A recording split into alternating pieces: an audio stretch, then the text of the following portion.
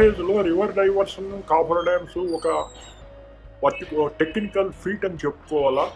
ఎందుకంటే అది deep గార్జీలో coffer dam form చేసి మధ్యలో నీళ్లు తోడేసి ఫౌండేషన్స్ని ఎక్స్పోజ్ చేసి కన్స్ట్రక్షన్ మొదలెట్టడం అన్నది ఆ రోజుల్లో అది ఒక ఫీట్. అందులో ఆ depth of water, standing water మూలాన అప్పటి చీఫ్ ఇంజనీర్ రెహమాన్ గారు సాహసోపేతమైన నిర్ణయం తీసుకుని under water construction concrete coffer డ్యామ్స్గా వేసి ఆ కాంక్రీట్ కాఫర్ డ్యామ్స్తో ఇటు అటు డౌన్ స్ట్రీము అప్ స్ట్రీము కట్టి మధ్యలో వాటర్ డివాటర్ చేసి 1967 మేలో డివాటరింగ్ జరిగింది.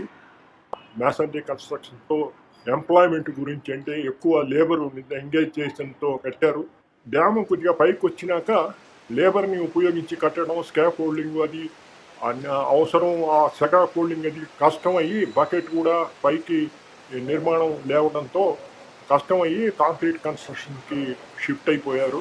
ఇందులో దీనికి భద్రతకేమీ ఢోకా లేదు. ఫ్లడ్ మేనేజ్మెంట్ అన్నది ఒక్కొక్కప్పుడు ఒక్కొక్క విధంగా ఉంటుంది. మీకు ఫ్లడ్ ఎంతసేపు వచ్చింది, అది ఎంత పరిమాణంలో వచ్చిందని దాన్ని బట్టి ఫ్లడ్ మేనేజ్మెంట్ మారుతూ ఉంటుంది. దాన్ని బట్టి అప్స్ట్రీమ్ వాటర్ లెవెల్స్ మారుతూ ఉండొచ్చు. మీరు డ్యామ్ నుంచి ఎలా వాటర్ పంపిస్తున్నారన్నది ఒకసారి వాళ్ళు చేసింది అదే విధంగా ఇంకోసారి చేయాలని లేదు. ఊరికే అనుకున్నవే తప్ప 2009లో 25.5 లక్షలు ఫ్లడ్ వచ్చినా కూడా అప్పుడు మేనేజ్ చేసి చాలా కిందకు పంపించారు. ఆ ఫ్లడ్కే తట్టుకున్నది. తర్వాత ఇప్పుడప్పుడే వచ్చే ఆస్కారం రిపీట్ అయ్యే ఆస్కారం లేదు.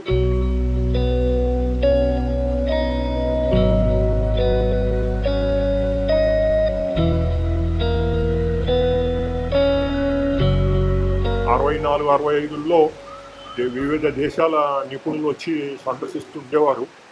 అప్పుడు వచ్చిన వాళ్ళల్లో ఎప్పుడు అడుగుతుండేవారు, ఇది చక్కటి యూ షేప్, ఇది మీరు డ్యాము ఈ హైట్కి ఎందుకు లిమిట్ చేస్తున్నారు, ఇంకా పైకి కట్టుకుంటే మీకు ఎక్కువ పవర్ ప్రొడక్షన్ వస్తుంది, ఎక్కువ వాటర్ స్టోర్ చేయొచ్చు కదా అని. అందులో 2 పాయింట్లు ఉన్నాయి. ఒకటి అలొకేషన్ ఆఫ్ వాటర్స్ మూలాన మనకి దానికి ఒక పర్టికులర్ 33 TMCA అలొకేట్ చేయడం ఒకటి. దాని గురించి మనకి బియాండ్ దట్ వెళ్ళడానికి వీలు లేదు. ఇంకొకటి అప్స్ట్రీమ్లో కర్నూలు, ఆలంపూరు టౌన్స్ మునగటానికి అప్పుడు ఆస్కారం ఉండింది. ఇప్పుడు కూడా అలంపూర్కి ప్రొటెక్షన్ వాళ్ళంటూ కట్టారు. ఆ వాటిని దృష్టిలో పెట్టుకుని మునగటానికి కాకుండా ఉన్న హైట్ని లిమిట్ చేయడం అవసరమైంది.